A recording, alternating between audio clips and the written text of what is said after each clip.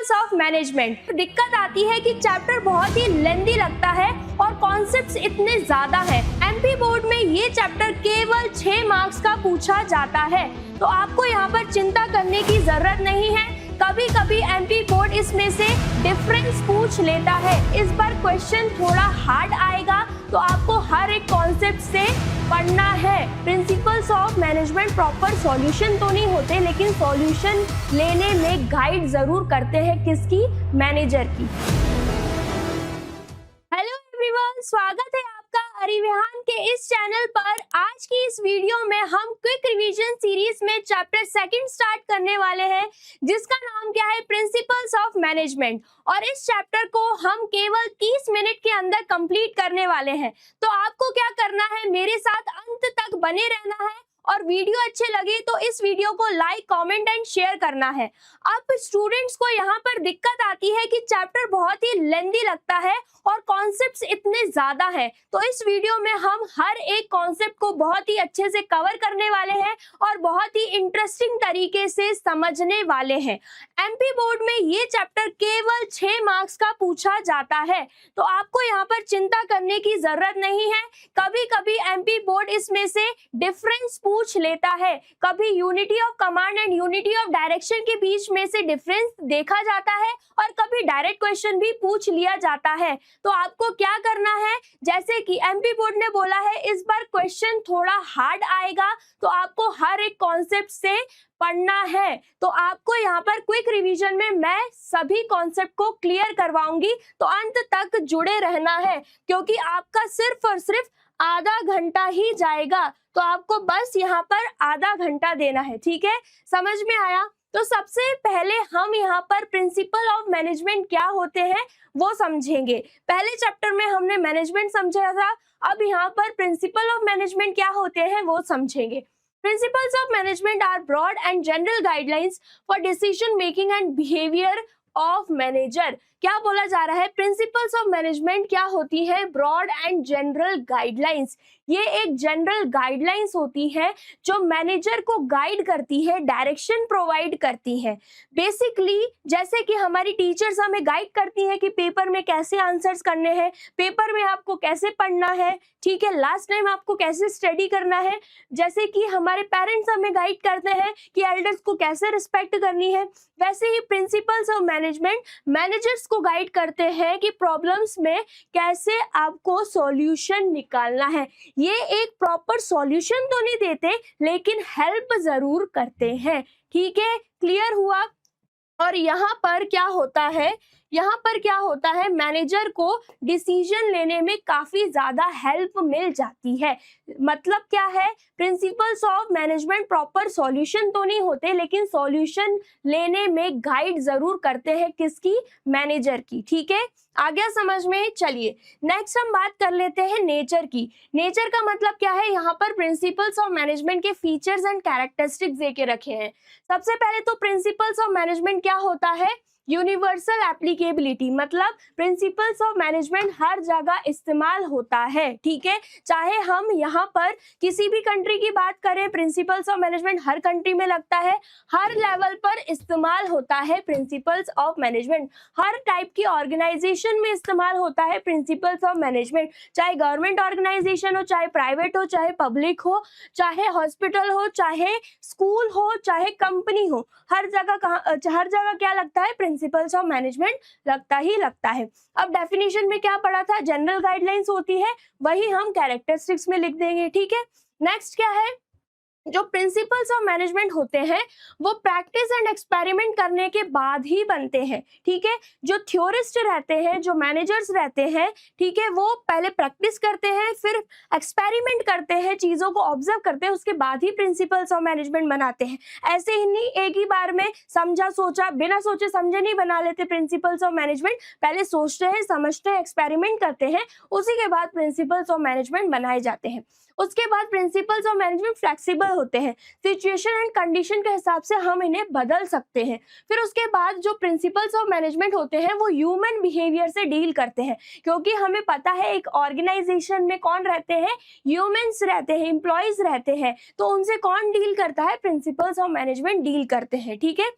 फिर उसके बाद जो प्रिंसिपल्स ऑफ मैनेजमेंट होते हैं ना, वो क्या करते हैं, जो प्रिंसिपल्स ऑफ मैनेजमेंट रहते हैं वो कॉज एंड इफेक्ट रिलेशनशिप पर बेस होते हैं।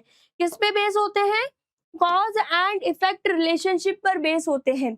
इसका मतलब क्या है, जैसे कि फॉर एग्जांपल हमें पता है कि अगर हम बारिश में बाहर जाएंगे तो बीमार पड़ जाएंगे, ठीक है। तो यहाँ पर कॉज क्या हुआ, हम बारिश में बाहर गए, उसका इफेक्ट क्या निकला कि हम बीमार पड़ गए। तो यहाँ पर कौन सा प्रिंसिपल लगेगा कि हमें अम्ब्रेला लेकर बाहर जाना चाहिए, ठीक है, ये प्रिंसिपल लगा, ठीक है। वैसे अगर हम ऑर्गेनाइजेशन की बात करें तो क्या होने से क्या इफेक्ट पड़ सकता है, ठीक है, क्या होने से क्या इफेक्ट पड़ सकता है, तो उसके लिए क्या प्रिंसिपल बनना चाहिए, तो कॉज एंड इफेक्ट के आधार पर ही क्या बनता है, प्रिंसिपल बनता है। कहां पर? ऑर्गेनाइजेशन में, कंपनी में, ठीक है। समझ में आया? इसका मतलब क्या है, जो प्रिंसिपल्स बनते हैं वो कॉज एंड इफेक्ट रिलेशनशिप पर बेस रहते हैं, ठीक है। इतना क्लियर हुआ। फिर उसके बाद लास्ट फीचर क्या देखे रखा है, कंटिंजेंट। इसका मतलब क्या है, जो प्रिंसिपल्स ऑफ मैनेजमेंट रहते हैं या जो मैनेजमेंट प्रिंसिपल्स होते हैं वो कंटिंजेंट रहते हैं। कंटिंजेंट का मतलब होता है डिपेंडेंट, ठीक है। क्लियर हुआ? जो प्रिंसिपल्स ऑफ मैनेजमेंट रहते हैं वो डिपेंडेंट रहते हैं। किस पे डिपेंडेंट रहते हैं? सिचुएशन पे डिपेंडेंट रहते हैं, कंडीशंस पे डिपेंडेंट रहते हैं। वो देखते हैं कि ऑर्गेनाइजेशन में किस हिसाब से सिचुएशन एंड कंडीशन चल रही है, उस हिसाब से प्रिंसिपल्स लगते हैं, ठीक है। इतनी चीज क्लियर हुई। अब हम आ जाते हैं इंपॉर्टेंस पे, ठीक है। तो सबसे पहले इंपॉर्टेंस क्या है, providing manager with useful insight into reality. जो प्रिंसिपल्स ऑफ मैनेजमेंट रहते हैं वो मैनेजर को यूजफुल इंसाइट देते हैं, रियलिटी से रूबरू कराते हैं, डायरेक्शंस प्रोवाइड करते हैं मैनेजर्स को, ताकि वो हर प्रॉब्लम का सॉल्यूशन ढूंढ पाए। नेक्स्ट क्या है, optimum utilisation of resources and effective administration. इसका मतलब क्या है, प्रिंसिपल्स ऑफ मैनेजमेंट क्या करते हैं, हेल्प करते हैं एक ऑर्गेनाइजेशन में कि जितनी भी रिसोर्सेज एक कंपनी में अवेलेबल है उसका प्रॉपर यूज हो पाए और जो मैनेजमेंट है वो अच्छे से चल पाए, ठीक है। आगे समझ में। अब प्रिंसिपल्स ऑफ मैनेजमेंट जो होते हैं वो प्रॉपर साइंटिफिक डिसीजन पर बेस रहते हैं, मतलब प्रॉपर फैक्ट्स के साथ, प्रॉपर लॉजिक के साथ बने रहते हैं। नेक्स्ट क्या है, मीटिंग चेंजिंग एनवायरनमेंट रिक्वायरमेंट। अब हमें पता है जो बिजनेस है वो चेंजिंग इन्वायरमेंट में काम करता है, तो कभी कभी जो कंपनी में एम्प्लॉयज काम कर रहे होते हैं वो उन चेंजेस को अडेप्ट नहीं करते, तो प्रिंसिपल्स ऑफ मैनेजमेंट हेल्प करते हैं कि जो एम्प्लॉयज हैं वो उन चेंजेस को अडेप्ट कर पाए, ठीक है। फिर नेक्स्ट क्या है, fulfilling social responsibility. Principles of management जो है वो हेल्प करते हैं मैनेजर्स की कि वो सोशल रिस्पॉन्सिबिलिटी को भी फुलफिल करें, ठीक है।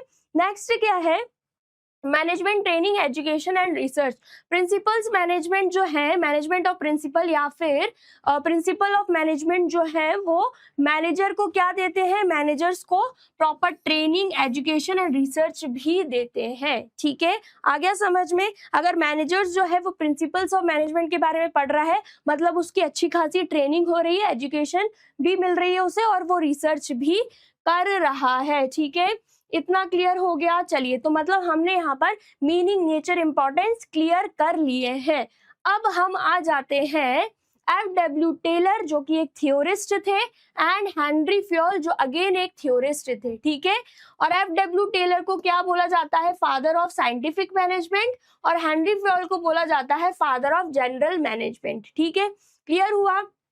नेक्स्ट उसके बाद हम देख लेते हैं कि जो F.W. टेलर है उन्होंने प्रिंसिपल्स ऑफ साइंटिफिक मैनेजमेंट बनाए थे और उन्होंने कुछ टेक्निक्स भी बनाई थी, ठीक है। सबसे पहले तो हम ये पढ़ लेते हैं, फिर उसके बाद जो हेनरी फ्योल है उन्होंने कुछ प्रिंसिपल्स ऑफ मैनेजमेंट बनाए थे और 14 प्रिंसिपल्स ऑफ मैनेजमेंट बनाए थे। कितने? 14 प्रिंसिपल्स ऑफ मैनेजमेंट, उनको भी हम एक एक करके पढ़ेंगे, ठीक है। क्लियर हुआ? सबसे पहले तो अगर हम प्रिंसिपल्स ऑफ साइंटिफिक मैनेजमेंट की बात करें तो यहाँ पर सबसे पहला प्रिंसिपल क्या है, science not rule of thumb, जो हमें बोलता है कि एक ही बेस्ट तरीका होता है कोई भी काम करने का, तो पुराने ट्रेडिशनल तरीके को छोड़ दो और एक जो बेस्ट तरीका है उसको अपने ऑर्गेनाइजेशन में ले आओ और उस तरीके से ही काम करो। नेक्स्ट क्या है, हार्मनी नॉट डिस्कॉर्ड, जो बोलता है कि आपकी कंपनी में हार्मनी होना चाहिए, पीस होना चाहिए, एम्प्लॉयज एंड जो मैनेजमेंट है उनके बीच में एक कोऑर्डिनेशन होना चाहिए, ठीक है। फिर नेक्स्ट क्या है, कोऑपरेशन नॉट इंडिविजुअलिज्म, जो इस वाले प्रिंसिपल का ही क्या है, एक्सटेंशन है, इसी से बनाया गया है ये वाला प्रिंसिपल, जो बोलता है कि सिर्फ अपने बारे में मत सोचो, इंडिविजुअलिज्म के बारे में नहीं सोचना चाहिए, एक कोऑपरेशन होना चाहिए एम्प्लॉयज एंड मैनेजमेंट के बीच में, ठीक है। सेम वही बात बोली गई है जिसमें बोला जा रहा है कि वर्कर्स एंड मैनेजमेंट को एक दूसरे के बारे में सोचना चाहिए, एंड वर्कर्स को अगर कोई सजेशन देने हैं कि तो मैनेजमेंट को उनके सजेशन सुनने चाहिए और रिवॉर्ड भी देना चाहिए अगर वर्कर्स के सजेशन काम आते हैं और प्रॉफिट देकर जाते हैं कंपनी को, तो ठीक है, क्लियर हुआ। नेक्स्ट क्या है, development of workers to their greatest efficiency and prosperity, जिसमें बोला जाता है कि वर्कर्स को डेवलप होने दो, ठीक है, वर्कर्स को डेवलप होने दो, उनको पता लगना चाहिए कि उनके अंदर कितना पोटेंशियल है काम करने का, ठीक है, क्लियर हुआ, ताकि वो अच्छे से अपना काम कर पाए एक ऑर्गेनाइजेशन में, ठीक है। इतनी बात क्लियर हुई। तो ये 4 प्रिंसिपल्स हैं जो FW टेलर ने दिए हुए थे, ठीक है, क्लियर हुआ। चलिए नेक्स्ट हम आ जाते हैं यहाँ पर टेक्निक्स ऑफ साइंटिफिक मैनेजमेंट में, जिसमें सबसे पहली टेक्निक क्या है, और ये जो टेक्निक्स है किसके लिए बनाई गई थी, ये लेबर्स के लिए बनाई गई थी। किसके लिए बनाई गई थी, लेबर्स के लिए बनाई गई थी, फैक्ट्री वर्कर्स के लिए बनाई गई थी। तो सबसे पहली टेक्निक क्या है, फंक्शनल फोरमैनशिप, जिसका क्या मतलब था कि जो टास्क है उसको डिवाइड कर दो, ठीक है, और टास्क को आप छोटे छोटे पार्ट्स में डिवाइड कर रहे हो, और आपको क्या करना है, सभी के लिए स्पेशलिस्ट रख देना है। क्या रख देना है, स्पेशलिस्ट रख देना है जो उन टास्कों को करने में माहिर हो, ठीक है। और 8 स्पेशलिस्ट रखने हैं, कितने स्पेशलिस्ट रखने हैं, 8 स्पेशलिस्ट रखने हैं, और उनको 4-4 में डिवाइड कर देना है। कितने में डिवाइड करना है, 4-4 में डिवाइड करना है, और ये जो 4 रहेगा ये प्लान करेंगे, ठीक है, और ये जो 4 रहेंगे ये एग्जीक्यूट करवाएंगे, ठीक है, ये काम करवाएंगे। इनका काम क्या रहेगा, सिर्फ प्लान करवाना, और इनका काम क्या रहेगा, इम्प्लीमेंट करवाना, जो इन्होंने प्लान किया है उनको इम्प्लीमेंट करवाना। तो ये पूरे क्या होंगे, इन पूरे को मिला के 8 टोटल स्पेशलिस्ट होंगे, ठीक है। इन्हीं को पूरा क्या बोला जाता है, फंक्शनल फोरमैनशिप, ठीक है, इतना क्लियर हुआ। नेक्स्ट टेक्निक क्या है, स्टैंडर्डाइजेशन एंड सिंप्लीफिकेशन।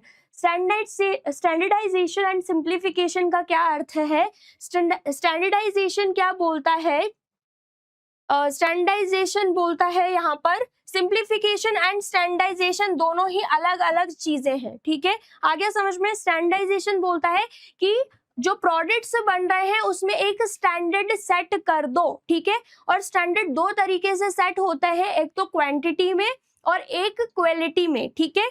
क्वांटिटी में कि इतनी क्वांटिटी तो होनी चाहिए मेरी प्रोडक्ट में, कम क्वांटिटी मत रखो, इतनी क्वांटिटी तो मेरे प्रोडक्ट में होनी चाहिए। और क्वालिटी का मतलब इस क्वालिटी का प्रोडक्ट तो होना चाहिए, चीप क्वालिटी का प्रोडक्ट मत रखो, अच्छी क्वालिटी का प्रोडक्ट रखो। मतलब यहाँ पर आप एक स्टैंडर्ड सेट कर रहे हो अपने प्रोडक्ट के लिए। सिंप्लीफिकेशन का मतलब क्या है कि unnecessary varieties, unnecessary sizes, grades को आप हटा रहे हो। फॉर एग्जाम्पल जैसे कि पिज्जा हट हो गया, डोमिनोज हो गया, ये एक साइज रखते हैं स्मॉल, मीडियम, लार्ज अपने पिज्जा के लिए, ठीक है, अननेसेसरी के साइजेस नहीं रखे हुए, और वेराइटीज भी उन्होंने कुछ ही रखी हुई है, ठीक है। तो वेराइटीज अगर पिज्जा हट वाले या फिर डोमिनोज वाले 1000 वेराइटीज रख लेते, लेकिन कस्टमर सिर्फ 10 वेराइटीज ही पसंद कर रहे हैं, तो अननेसेसरी 1000 वेराइटी रखने का कोई मतलब नहीं है। तो यहाँ पर उन्हीं का पैसा खर्च होता, उनको ढेर सारे लेबर्स रखने पड़ते, ढेर सारा सामान, रॉ मटेरियल वगैरह मंगाना पड़ता, तो कोई फायदा नहीं होता। तो इससे क्या बचती, मतलब इससे क्या वेस्ट होता, उनके रिसोर्सेज ही वेस्ट होते, ठीक है, आ गया समझ में। तो यहाँ पर टेलर बोलते हैं कि आपको क्या करना चाहिए, स्टैंडर्ड भी सेट करना चाहिए और अपने प्रोडक्ट के लिए सिंप्लीफिकेशन भी कर देना चाहिए। नेक्स्ट क्या होता है, मेथड स्टडी, ठीक है, और उसके बाद motion study, time study, fatigue study, ये सभी चीजें जो टेलर है उन्होंने किसके लिए करी थी, ये सभी चीजें उन्होंने वर्कर के लिए करी थी। ठीक है, आ गया समझ में। अगर हम यहाँ पर मोशन स्टडी की बात करें तो टेलर जो है वो क्या बोलते हैं, जो अननेसेसरी के मूवमेंट्स हैं उसको हटा दो। ठीक है, जैसे कि फॉर एग्जांपल जो वर्कर है वो लिफ्ट करता है, ठीक है, वो अगर उन्होंने क्या किया, सबसे पहले तो एनालाइज किया कि वर्कर क्या क्या मूवमेंट्स कर रहा है, वो कंपनी में या फैक्ट्री में चल रहा है, ठीक है, बैठ रहा है, वो मूवमेंट्स क्या कर रहा है, वो सामान उठा रहा है, ठीक है, तो इसमें वो क्या अननेसेसरी फिजूल के मूवमेंट्स कर रहा है उसको एलिमिनेट कर दो। फॉर एग्जाम्पल वो यहाँ पर क्या कर रहा है, कुछ काम कर रहा है और उसका टूल बॉक्स बहुत दूर रखा है, तो अगर वहां से टूल उठाने के लिए वो बार बार जा रहा है, उससे उसका टाइम वेस्ट हो रहा है, तो एक काम करो, उस टूल बॉक्स को उसके पास रख दो। इससे क्या होगा, वो अपना टूल जो है यहाँ से उठाकर अपना काम करता रहेगा, तो जो अननेसेसरी के मूवमेंट में उसका टाइम वेस्ट हो रहा था वो बच जाएगा। उसी को क्या बोला जाता है, मोशन स्टडी। जो अननेसेसरी के मोशन हो रहे थे वो यहाँ पर हट चुके हैं। ठीक है, क्लियर हुआ। उसके बाद टाइम स्टडी आ जाता है। टाइम स्टडी में टेलर ने क्या किया कि एनालाइज किया कि अगर एक वर्कर को कोई टास्क दे दिया जाता है तो वो कितने टाइम में उस टास्क को कंप्लीट कर देगा। ठीक है, और ये स्टडी इसलिए करी गई ताकि उन्हें पता चल पाए कि एक वर्कर को कोई टास्क दे दिया जाए तो वो कितने टाइम में कंप्लीट कर देगा, और उस हिसाब से कंपनी उनके लिए वेजेस रखे, इंसेंटिव स्कीम्स रखे, और कंपनी को पता रहे कि कितने लेबर्स को कंपनी में रखा जाना चाहिए या फैक्ट्री में रखा जाना चाहिए। ठीक है, फिर उसके बाद आ जाता है फटीग स्टडी। फटीग मतलब क्या होता है, थक जाना, थकावट। ठीक है, तो हर इंसान थकता है अगर वो काम करता है, तो खासकर अगर हम लेबर्स की, वर्कर्स की बात करें तो वो फैक्ट्री में फिजिकल काम करते हैं, ठीक है, मेहनती काम करते हैं, तो उनको ज्यादा ब्रेक की जरूरत है। तो टेलर ने ये एनालाइज किया कि अगर वर्कर्स को अगर हम ब्रेक दे दें, रेस्ट इंटरवल दे दें, अगर हम रेस्ट करने का टाइम दे दें तो वो रेस्ट करने के बाद और अच्छे से काम कर पाएंगे। जैसे कि आप स्कूल में जाते हो तो स्कूल में 4 पीरियड के बाद या 3 पीरियड के बाद आपको लंच ब्रेक का टाइम मिलता है, उसके बाद आप और अच्छे से पढ़ पाते हो क्योंकि आपको ब्रेक टाइम का ब्रेक मिल गया, आपका माइंड फ्रेश हो गया। वैसे ही यहाँ पर टेलर ने एनालाइज किया कि अगर हम लेबर को थोड़ा ब्रेक का टाइम दे देंगे तो उनको भी मजा आएगा, उनका भी माइंड फ्रेश हो जाएगा और वो और अच्छे से यहाँ पर काम कर पाएंगे। ठीक है, आ गया समझ में। तो उन्होंने यहाँ पर फटीग स्टडी भी करी। फिर वो उसके बाद आ जाता है डिफरेंशियल पीस वेज सिस्टम, जिसमें टेलर ने क्या किया, 2 तरीके के वेज सिस्टम रखे, high wage system and low wage system. जिसमें टेलर बोलते हैं कि जो अच्छा काम कर रहे हैं उनको हाई वेजेस दे दो और जो अच्छा काम नहीं कर रहे उनको लो वेजेस दे दो। फॉर एग्जाम्पल, अगर किसी ने एक दिन में 10 यूनिट्स बना दिए तो उनको 1000 रुपए दे दो। अगर कोई 10 यूनिट से कम बना रहा है, 9 यूनिट्स बना रहा है, तो उसको 1000 रुपए नहीं 900 रुपए मिलने चाहिए। तो इससे क्या होगा, हर वर्कर ट्राई करेगा कि मैं एक दिन में 10 यूनिट्स तो बनाऊं प्रोडक्ट के। ठीक है, इतना समझ में आया? जल्दी से बताइए। यहाँ पर हमारा मेथड स्टडी छूट गया था। मेथड स्टडी मतलब there is a one best way to do any work. सिर्फ एक तरीका होता है कोई भी काम करने का, तो वही बेस्ट तरीका अपनाना चाहिए वो काम करने का। ठीक है, बहुत सारे ऑप्शंस होते हैं कोई भी काम करने के लिए, तो सिर्फ एक बेस्ट तरीका अपनाना चाहिए कंपनी को काम करने के लिए। ठीक है, आ गया समझ में, वो होता है मेथड स्टडी। ठीक है, नेक्स्ट हम आ जाते हैं प्रिंसिपल्स ऑफ मैनेजमेंट पर, जो कि किसने बनाया है, जो कि हेनरी फ्योल ने बनाया है। तो 14 प्रिंसिपल्स ऑफ मैनेजमेंट होते हैं जिसे आप एक शॉर्ट तरीके से भी याद कर सकते हो, शॉर्टकट के थ्रू, जो कि मैंने आपको पहले भी बताया था। रशिया यूज्ड कोड, ठीक है, ये आपका शॉर्टकट है। आर से आप याद कर सकते हो रेम्यूनरेशन ऑफ एम्प्लॉइज, यू से आप याद कर सकते हो यूनिटी ऑफ कमांड, एस से आप याद कर सकते हो subordinate of individual interest to general interest, S से आप याद कर सकते हो स्केलर चेन, आई से आप याद कर सकते हो यहाँ पर आई से क्या है इनिशिएटिव, फिर उसके बाद ए से आप याद कर सकते हो अथॉरिटी एंड रिस्पॉन्सिबिलिटी, फिर उसके बाद यू से आप याद कर सकते हो यूनिटी ऑफ डायरेक्शन, एस से आप याद कर सकते हो स्केलर चेन, ई से आप क्या याद कर सकते हो, ई से आप याद कर सकते हो इक्विटी, डी से आप याद कर सकते हो डिवीजन ऑफ वर्क, सी से आप याद कर सकते हो यहाँ पे सेंट्रलाइजेशन एंड डिसेंट्रलाइजेशन, ओ से आप ऑर्डर याद कर सकते हो, डी से आप याद कर सकते हो यहाँ पे डिसिप्लिन एंड ई से आप याद कर सकते हो स्पिरिटिक क्रॉप्स। यहाँ पर 14 प्रिंसिपल्स ऑफ मैनेजमेंट को आप इस न्यूमोनिक से याद कर सकते हो, ठीक है, क्लियर हो गया। अब हम यहाँ पर 14 प्रिंसिपल्स ऑफ मैनेजमेंट के मतलब समझ लेते हैं। सबसे पहले डिवीजन ऑफ वर्क का मतलब होता है आप एक वर्क को, एक काम को छोटे छोटे टास्क में डिवाइड कर लीजिए, सबको अपना अपना काम बांट दीजिए, और अगर एक इंसान उस काम को बार बार करता रहेगा तो वो उस काम में माहिर हो जाएगा, स्पेशलाइज जो हो जाएगा, उसी को हम कहते हैं डिवीजन ऑफ वर्क। इससे क्या होगा, ऑर्गेनाइजेशन में सभी काम अच्छे से होता रहेगा। नेक्स्ट आ जाता है, चलो ये कर लिया, नेक्स्ट आ जाता है अथॉरिटी एंड रिस्पॉन्सिबिलिटी। अथॉरिटी का मतलब होता है पावर, रिस्पॉन्सिबिलिटी का मतलब होता है ड्यूटी। अथॉरिटी एंड रिस्पॉन्सिबिलिटी दोनों हैंड एंड हैंड चलना चाहिए, दोनों के बीच में एक बैलेंस होना चाहिए। ऐसा नहीं होना चाहिए किसी को रिस्पॉन्सिबिलिटी दे दी और अथॉरिटी नहीं दी, और ऐसा भी नहीं होना चाहिए किसी को अथॉरिटी दे दी और रिस्पॉन्सिबिलिटी नहीं दी, दोनों को ही दोनों चीज मिलनी चाहिए, ठीक है। आगे समझ में, मतलब एक इंसान को दोनों ही चीज मिलनी चाहिए, समझ में आ गया, तभी अच्छे से काम हो पाएगा। तो ये भी हो गया। नेक्स्ट आता है फिर डिसिप्लिन। एक ऑर्गेनाइजेशन में डिसिप्लिन बहुत ही ज्यादा जरूरी है।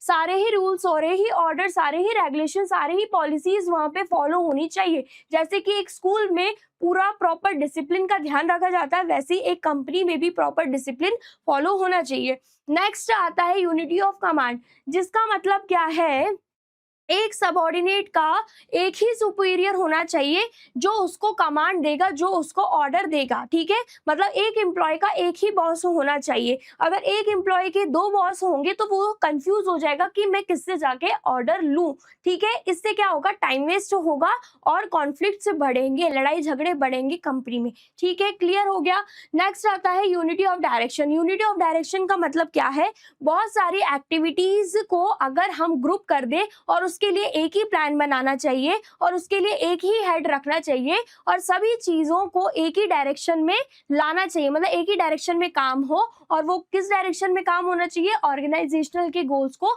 अचीव करवाने में, ठीक है। नाम ही समझ जाओ कि लोग कंफ्यूज होते हैं जब डिफरेंस पूछा जाता है। कमांड का मतलब एक सबऑर्डिनेट का एक ही हेड होना चाहिए जिससे उसको कमांड मिलेगा। डायरेक्शन मतलब बहुत सारी एक्टिविटीज है जिसके लिए एक ही प्लान बनेगा, उसका एक ही हेड होगा और सभी लोग एक ही डायरेक्शन में काम करेंगे, ठीक है। इससे आप ध्यान रखोगे तो आपको कोई कंफ्यूजन नहीं होने वाली है, ठीक है, क्लियर हुआ। चलिए नेक्स्ट पॉइंट पे आ जाते हैं। नेक्स्ट पॉइंट क्या है, subordination of individual interest to general interest. इसका मतलब क्या है कि एम्प्लॉयज को खुद का इंटरेस्ट नहीं देखना है, एम्प्लॉयज को जनरल इंटरेस्ट देखना है, मतलब कंपनी का, ऑर्गेनाइजेशन का इंटरेस्ट पहले रखना है, खुद का इंटरेस्ट नहीं रखना। जैसे कि अगर खुद की छुट्टी चाहिए, ठीक है, लेकिन अगर कंपनी में जरूरी काम आ जाता है और कंपनी वाले आपको बुला रहे हैं उस प्रोजेक्ट को कंप्लीट करने के लिए, तो पहले आप कंपनी वालों को क्या बोलोगे कि ठीक है मैं आ रहा हूँ, कंपनी को बोलोगे कि ठीक है मैं आता हूँ, उस प्रोजेक्ट को कंप्लीट करेंगे और फिर उसके बाद आप जब मर्जी चाहो मुझे छुट्टी दे देना, ठीक है। आगे समझ में, इसमें क्या हो रहा है, कंपनी समझेगी कि आपने इंडिविजुअल इंटरेस्ट को छोड़ दिया, यहाँ पे आपने ऑर्गेनाइजेशन इंटरेस्ट को चुना है, जनरल इंटरेस्ट को चुना है, ठीक है, क्लियर हुआ। चलिए नेक्स्ट हम बात कर लेते हैं रेम्यूनरेशन ऑफ एम्प्लॉयज। इसका मतलब क्या है, जो एम्प्लॉयज हैं उनको फेयर रेम्यूनरेशन मिलनी चाहिए, फेयर सैलरी मिलना चाहिए, फेयर पे मिलना चाहिए अगर उनमें अच्छी एबिलिटीज हैं तो। फिर उसके बाद आ जाता है सेंट्रलाइजेशन एंड डिसेंट्रलाइजेशन। इसका मतलब क्या है, सेंट्रलाइजेशन मतलब जो डिसीजन मेकिंग पावर है, जो पॉलिसीज बनाने की पावर है, जो रूल्स एंड रेगुलेशंस बनाने की पावर है, वो किसके हाथों में होना चाहिए, टॉप लेवल के हाथों में होना चाहिए। और डिसेंट्रलाइजेशन का मतलब क्या है, पावर्स को बांट दिया गया है, दूसरे लोगों के बीच में पावर्स को बांट दिया गया है, उसको बोला जाता है डिसेंट्रलाइजेशन। अगर हम एक कंपनी की बात करें तो सेंट्रलाइजेशन एंड डिसेंट्रलाइजेशन के बीच में भी बैलेंस होना चाहिए। ऐसा भी नहीं होना चाहिए कि सभी काम टॉप लेवल के हाथ में है, और ऐसा भी नहीं होना चाहिए कि सभी जो काम है वो डिसेंट्रलाइज कर दिए गए हैं। इससे क्या होगा, सब अपनी मर्जी चलाएंगे अगर उनको ये लगेगा कि हमारे ऊपर कोई नहीं बैठा डिसीजन लेने के लिए। ठीक है, क्लियर हुआ। चलिए नेक्स्ट आ जाता है फिर स्केलर चेन। स्केलर चेन क्या है कि टॉप टू बॉटम। ठीक है, स्केलर चेन आपने अच्छे से पढ़ा होगा। टॉप टू बॉटम मतलब अगर टॉप लेवल को वर्कर्स तक कोई बात पहुंचानी है, ऑनर्स को वर्कर्स तक कोई बात पहुंचानी है, तो ऑनर मैनेजर को बोलेगा, मैनेजर सुपीरियर को बोलेगा, सुपीरियर सब ऑर्डिनेट को बोलेगा, और सब ऑर्डिनेट जाके वर्कर तक बात पहुंचाएगा। ठीक है, एक कम्युनिकेशन, एक हायरार्की फॉलो हो रही है, एक चेन फॉलो हो रही है, उसी को बोला जाता है स्केलर चेन। अगर कोई अर्जेंसी है तो उस केस में क्या होगा, सेम लेवल के लोग एक दूसरे से बात कर सकते हैं। जैसे कि कंपनी में डिपार्टमेंट्स होते हैं अलग अलग, तो अगर सुपीरियर को सुपीरियर से बात करनी है तो अपने अपने लेवल के मैनेजर से बात करेंगे, पहले अपने सुपीरियर को बताएंगे। सुपीरियर मतलब सुपीरियर का भी सुपीरियर कौन होगा, मैनेजर होगा। ठीक है, तो वो अपने मैनेजर को बता देगा, वो अपने मैनेजर को बता देगा, फिर एक दूसरे से बात कर सकते हैं। ये एक शॉर्टकट होता है जिसे हम गैंग प्लैंक बोलते हैं। ठीक है, स्केलर चेन समझ में आ गया। अब हम बात कर लेते हैं ऑर्डर। ठीक है, ऑर्डर का मतलब क्या होता है कि प्रॉपर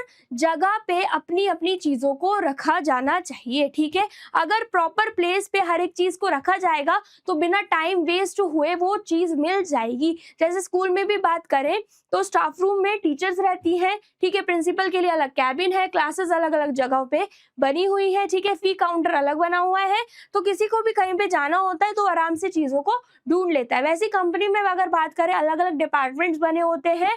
ठीक है, अलग अलग मशीनरी के लिए अलग अलग जगह होती है, तो ऐसे टाइम वेस्ट नहीं होता है।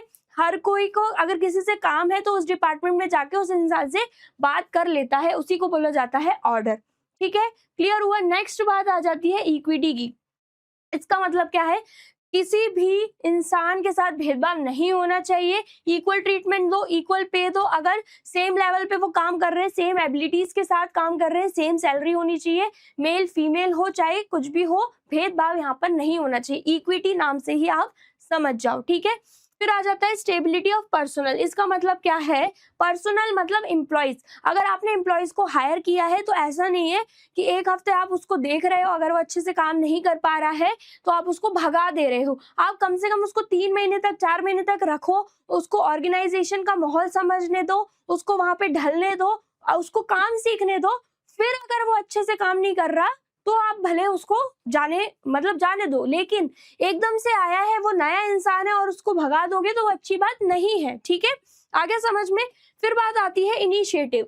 इसका मतलब क्या है, आप एम्प्लॉयज को मोटिवेट करो कि वो आगे आकर अपने आइडियाज दे, ओपिनियन दे, सजेशन दे, और उनके आइडियाज अगर ऑर्गेनाइजेशन के लिए प्रॉफिटेबल होते हैं तो उनको रिवॉर्ड भी दो, इससे वो मोटिवेटेड फील करेंगे। ठीक है, फिर आता है स्पिरिट दी क्रॉप्स। इसका मतलब क्या है कि आपको क्या करना है, अपनी बातों में आई को रिमूव कर देना है, कि आई आई करके बात नहीं करनी है। मैनेजर को आई वर्ड यूज नहीं करना है कि ये मेरी कंपनी है, मुझे ऐसा करना है, ऐसे वर्ड्स यूज नहीं करना है। आपको वी वर्ड यूज करना है कि ये हमारी कंपनी है, हमें ऐसा करना है। तो ऐसे क्या होगा, एम्प्लॉयज को लगेगा कि ये एम्प्लॉयज को अपनापन फील होगा कि ये हमें भी अपना मानता है, ये हमारी कंपनी है, तो वो और अच्छे से काम करेंगे। सो बेसिकली कहना चाह रहे हैं, स्पिरिट दी क्रॉप्स में क्या होता है, टीम स्पिरिट बिल्ड होती है। अगर सभी लोग मिलके काम करेंगे तो ऑर्गेनाइजेशनल गोल्स जल्दी से अचीव हो पाएंगे। ठीक है, क्लियर हुआ।